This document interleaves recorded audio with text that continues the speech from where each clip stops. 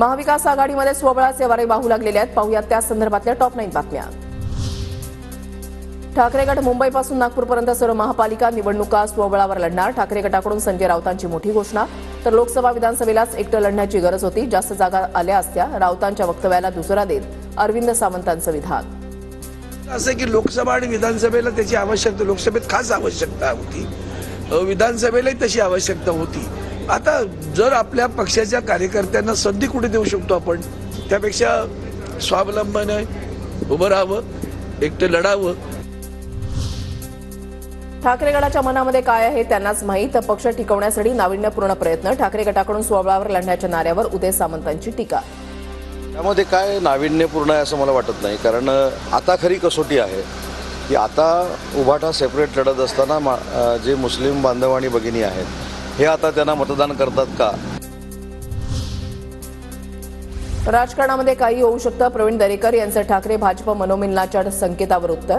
तर ठाकरेंच्या स्वबळावर लढण्याच्या निर्णयावर हे तर उशिरा सुचलेलं शहाणपण. प्रवीण दरेकरांनी लगावला टोला. राजकारणामध्ये ज्या दिवशी उद्धव ठाकरे साहेब काँग्रेस सोबत गेले त्या दिवशी राजकारणात काही होऊ शकतं हा माझ्यासारख्या कार्यकर्त्याचा ठाम समज झालाय. ठाकरे गटानंतर काँग्रेसकडूनही स्वबळावर लढण्याचे संकेत. संधी हवी असं काँग्रेस कार्यकर्त्यांनीही म्हणावं, मग आम्ही निर्णय घेऊ. खासदार वर्षा गायकवाडांचं सूचक विधान.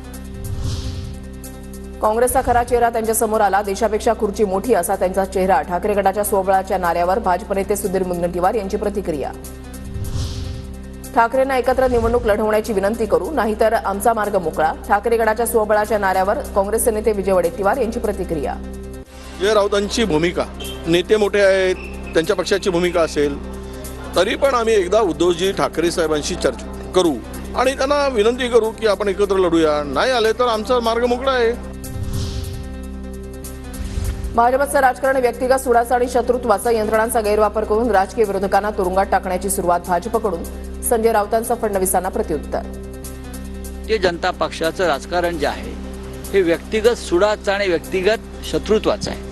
ही सुरुवात या राज्यात आणि देशात भारतीय जनता पक्षाने गेल्या 10 वर्षात केल्यामुळं राज्याचं आणि देशाचं माहोल बिघडला. संजय राऊत रिकामटेकडे रोज बोलतात. मी रिकामटेकडा नाही. भाजपवरील टीकेला मुख्यमंत्री फडणवीसांचं प्रत्युत्तर. त्यांचं मत त्यांनी व्यक्त केलं, मी माझं मत व्यक्त केलं. त्याच्यावर मी काय बांधील थोडी आहे की त्यांच्या याच्यावर मत व्यक्त करायला. ते रिकामटेकडे आहेत, रोज बोलतात. मी काय रिकामटेकडा थोडी आहे. तर अस्तित्व टिकवण्यासाठी ठाकरेंचा वाटेल त्या ठिकाणी जाण्याचा प्रयत्न. गुलाबराव पाटील यांची टीका. उद्धव ठाकरेंनी देवेंद्रजींना एक तर तू राहतो का मी राहतो असं म्हणलं. आज ती त्यांची पप्पी घेत आहे. म्हणजे आपलं स्वतःचं अस्तित्व टिकवण्याकरता आता वाटेल त्या ठिकाणी जाण्याचा प्रयत्न करतायत.